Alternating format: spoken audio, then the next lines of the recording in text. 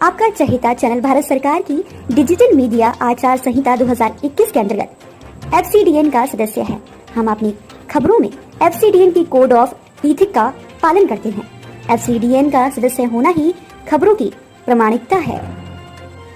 तो नमस्कार, हमारे साथ जुड़ चुके हैं करुणा प्रसाद मिश्रा जी, जो भारत जोड़ो यात्रा में राहुल गांधी के साथ पैदल मार्च करते हुए नजर आए हैं। अब हम बात करते हैं सीधी जिले के संगठन की बात, जो इस समय वर्तमान में पूर्व मुख्यमंत्री दिग्विजय सिंह का दौरा मझौली क्षेत्र में जो 12 मई 2023 को उनका जो एक कार्यक्रम होने वाला है, किस तरह संगठन मजबूत होगा, किस तरह नहीं हो पाएगा, आइए हम रूबरू करते हैं करुणा प्रसाद मिश्रा जी से।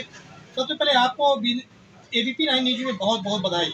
तो नमस्कार, हमारे साथ जुड़ चुके हैं करुणा प्रसाद मिश्रा जी, जो भारत जोड़ो यात्रा में राहुल गांधी के साथ पैदल मार्च करते हुए नजर आए हैं। अब हम बात करते हैं सीधी जिले के संगठन की बात, जो इस समय वर्तमान में पूर्व मुख्यमंत्री दिग्विजय सिंह का दौरा मझौली क्षेत्र में जो 12 मई 2023 को उनका जो एक कार्यक्रम होने वाला है, किस तरह संगठन मजबूत होगा, किस तरह नहीं हो पाएगा, आइए हम रूबरू करते हैं करुणा प्रसाद मिश्रा जी से। सबसे पहले आपको ABP 9 न्यूज में बहुत बहुत बधाई। धन्यवाद आपको। देखिए, मैं इस समय 88 वर्ष का बुजुर्ग चल रहा हूँ, लेकिन कांग्रेस में चूंकि नेहरू जी ने मुझे सन 61 में कंधे पे हाथ रखा था रेहन बांध के लोकार्पण के, तो उस भाव और भावनाओं को देखते हुए जहाँ प्रश्न आया है राहुल गांधी के साथ चलने का, इसलिए इस बात को कहना जरूरी है। तो क्योंकि जब हमने देखा कि हिंदुस्तान के राजनीति में उच्च शिखर में रह करके जिस परिवार के 3 लोग शहीद हुए हों भारतीय जन सेवा के बीच में, और उस परिवार का कोई नवयुवक कन्याकुमारी से और कश्मीर तक पैदल ठान लिया हो, क्या उसको कोई कमी थी? नहीं।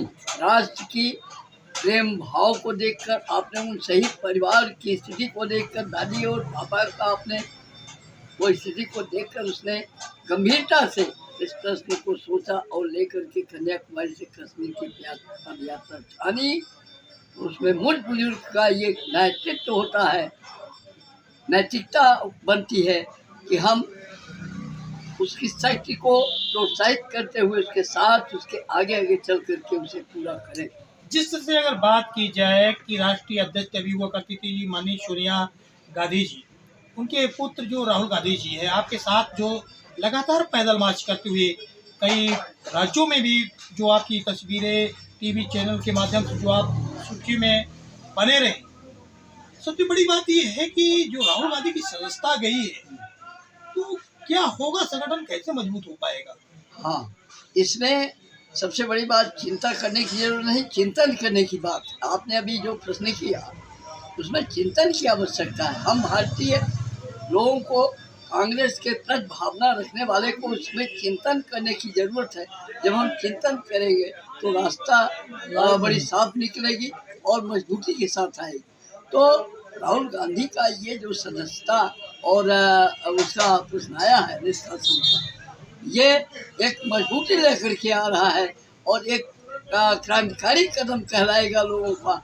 इसमें और बातें बढ़ सकती हैं जिसे हम शांतिपूर्ण ढंग से, क्योंकि हिंदुस्तान के आज के इन प्रशासकों में, जैसे मोदी जी ने यह घोषणा किया था यूपी में कि हम कांग्रेस उन्मूलन कर रहे हैं, तो उन्होंने ये सिद्ध करने के लिए ये भी पेश करके ये जो हनन की नीति अपना करके और यह कार्यवाही हुई है और न्यायपालिका को भी ये गिरफ्त कर लिए, ये कोई अच्छी बात नहीं है। तो हिंदुस्तान के राजनीति में एक ये बड़ी खतरनाक साबित होगी भविष्य में। जिस तरह से करुणा मिश्रा जी, आप लगातार संगठन की मजबूती की ओर जो आपका ये कारवा है, लेकिन अभी हाल ही में हमने कुछ सुर्खियों में देखे हैं कि सीधी जिले में बैनर, तस्वीर, पोस्टर की बात, जो बैनर लगाए गए थे वहां पर आपकी भी तस्वीर लगाई गई थी। क्या वजह है कि वो हटाना पड़ा और आपको जो है तो वो सम्मान नहीं मिल रहा है जो राहुल गांधी जी ने आपको साथ लेकर पैदल यात्रा मार्च किए थे? ये तो स्थिति यहाँ लोकल लोगों की ये नीति है, ये उनकी घृणित सोच है, जो जिन्होंने इस सेलिब्रिटी को, क्योंकि मैं तो ये तय करके चला कि इसके साथ साथ सीधी जिले का नाम भी बढ़ेगा और ये होगा कि सीधी जिले में अभी बुजुर्गों में ऐसी स्थिति है कि वो नवयुवक का काम कर सकते हैं।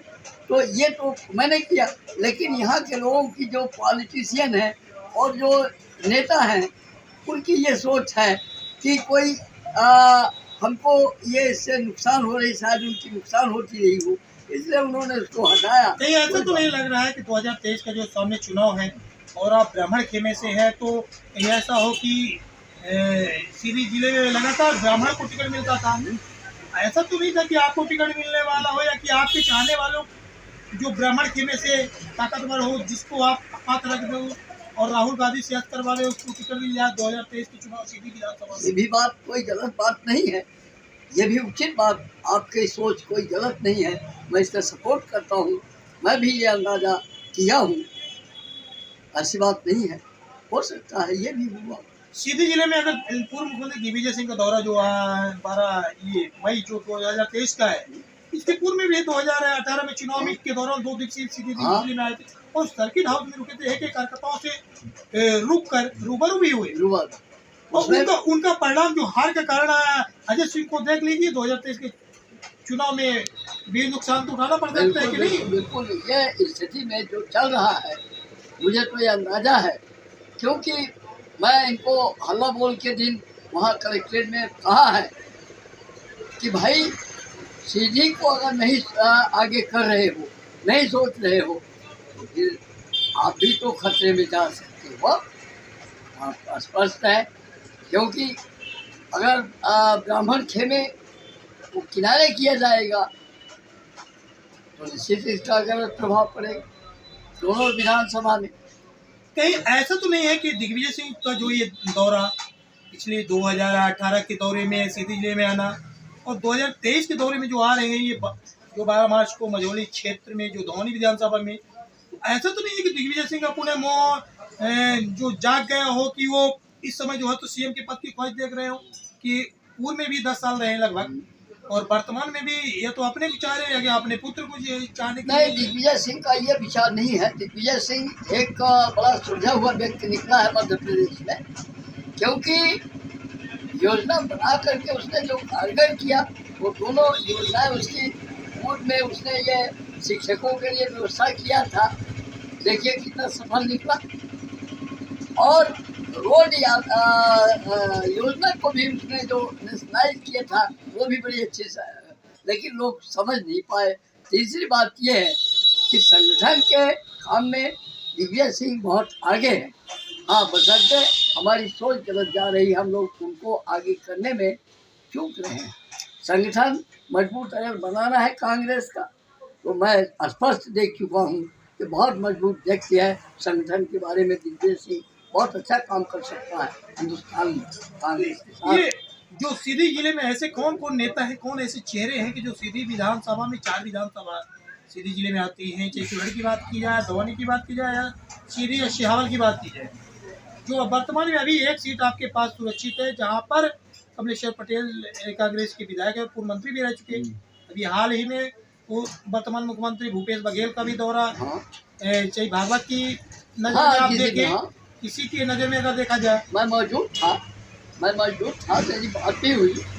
तो ऐसा है कि सिहावल और चुरहट हम लोग अपनी नज़रिया में सुरक्षित रखे हुए हैं, चुरहट को भी, क्योंकि ये अग्रगणी ये 3 पुरुषों से चला आ रहा है। राव शिवराज बहादुर सिंह को 52 में कांग्रेस से ही टिकट 2 बैलों की जोड़ी पे मिला था और इसके बाद अर्जुन सिंह बार जब तक वो लड़े उनका ये रहा तो कांग्रेस, और फिर इसके बाद अजय सिंह आए तो ये पुश्तैनी कांग्रेसी हैं। तो पुश्तैनी कांग्रेसी होने के नाते हम लोग अपनी नैतिकता को खो करके नहीं चल रहे हैं। अजय सिंह के लिए सुरक्षित है चुरहट विधानसभा और उधर पटेल के लिए सुरक्षित इसलिए कि भाई आज संख्या भी देखी जाती है, कोई गलत बात नहीं। पर सवाल ये है कि सीधी में अगर ब्राह्मण चेहरा को आगे करके नहीं चलेंगे तो ये दोनों सीटें घाटा खा सकती हैं। जिस तरह से आप किन किन पदों में अभी तक आपने जो जीवन व्यतीत किए हैं, लगभग जितने कार्यकाल आपका जो बचपन अब तक जो कांग्रेस के लिए आपने काम किए हैं, कौन कौन से पदों के दायित्व में अभी तक आपने काम कर नहीं, मैं किसी पद में आज तक न रहा, न हूँ और न रहूँगा। क्या कांग्रेस पार्टी में कांग्रेस सदस्य हैं या नहीं है? मैं कांग्रेस के लिए समर्पित हूँ और उन्हीं दिनों से मैं उत्तर से ही समर्पित हूँ। भले कुछ भी हो, मैंने भाजपा में अटल बिहारी वाजपेयी जी के ज़माने में मैंने वोटिंग नहीं किया है। मैं सिद्धांत का पक्का हूँ, इसमें कोई दो राय नहीं। मैं कांग्रेस छोड़ के नहीं जाऊँगा सारा जिंदगी। आपका एक पूरा परिचय हो जाए तो नाम क्या है, कहाँ के रहने वाले? मेरा नाम करुणा प्रसाद मिश्रा है। मैं पूर्व में आपके जिले के बड़ौदा ग्राम का निवासी हूँ, पर एट प्रेजेंट इस समय मैं सीधी जिले के चुराहा विधानसभा में रामपुर ब्लॉक में ग्राम महवा का निवासी हूँ। सन 90 से मैं वहाँ रह रहा हूँ और वहीं